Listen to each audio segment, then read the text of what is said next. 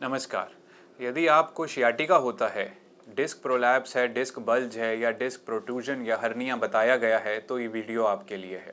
नमस्ते, मेरा नाम डॉक्टर धीरज बधेजा है और मैं गुरुग्राम में स्थित आर्टेमिस हॉस्पिटल में एक सीनियर स्पाइन कंसल्टेंट हूँ।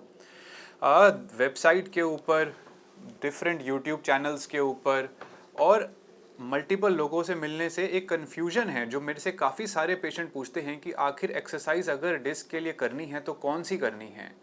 कई बारी बहुत सारी इन्फॉर्मेशन भी कंफ्यूजिंग होती है। कोई बताता है कि ये एक्सरसाइज करना बेटर है, कोई बताता है कि दूसरी एक्सरसाइज करना बेटर है। तो आज हम इस वीडियो के अंदर 4 सिंपल सरल एक्सरसाइज करेंगे जो डिस्क के प्रॉब्लम के पेशेंट को करनी चाहिए। इसमें से 2 एक्सरसाइज खड़े होके करनी है और 2 एक्सरसाइज लेट के करनी है। तो पहले हम जो खड़े होके एक्सरसाइज करेंगे उसके बारे में जान लेते हैं। आपको दीवार के साथ दोनों हाथ दीवार के ऊपर लगा के खड़ा होना है और जैसे हम दिखा रहे हैं वैसे ही अपनी अपर बॉडी को पीछे की तरफ आर्च करना है। जितना आर्च करना पॉसिबल है उतना ही आर्च कीजिए, ज़्यादा शुरू में नहीं हो पाएगा। सिमिलरली ये होल्ड, इस पोजीशन को होल्ड कीजिए 5 से 7 सेकंड, फिर रिलैक्स कीजिए। इसके कम से कम 10 से 15 रेपिटेशंस करिए। ये दिन में 2 या 3 बार करनी है। दूसरी एक्सरसाइज ये करनी है जब आपको दीवार के साथ फिर से ही खड़े होना है और साथ में अपने पैरों को पीछे की तरफ उठाना है। ये दोनों एक्सरसाइज के अंदर आप ध्यान से दो तो आपकी स्पाइन एक्सटेंशन में जा रही है, यानी स्पाइन एक्सटेंशन एक्सरसाइज ये हो रही हैं।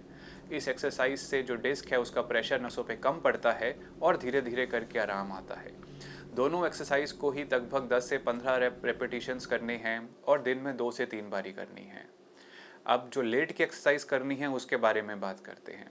इस एक्सरसाइज करने के लिए आपको अपने पेट के बल यानी उल्टा लेट जाना है।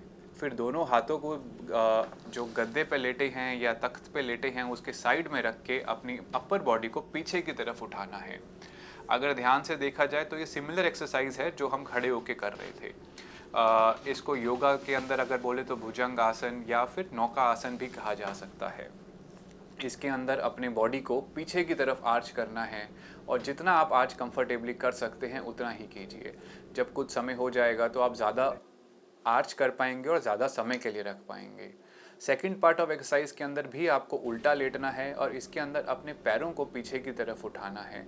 जैसा कि आप देख सकते हैं इसके अंदर भी एक एक करके आप पैरों को उठा सकते हैं।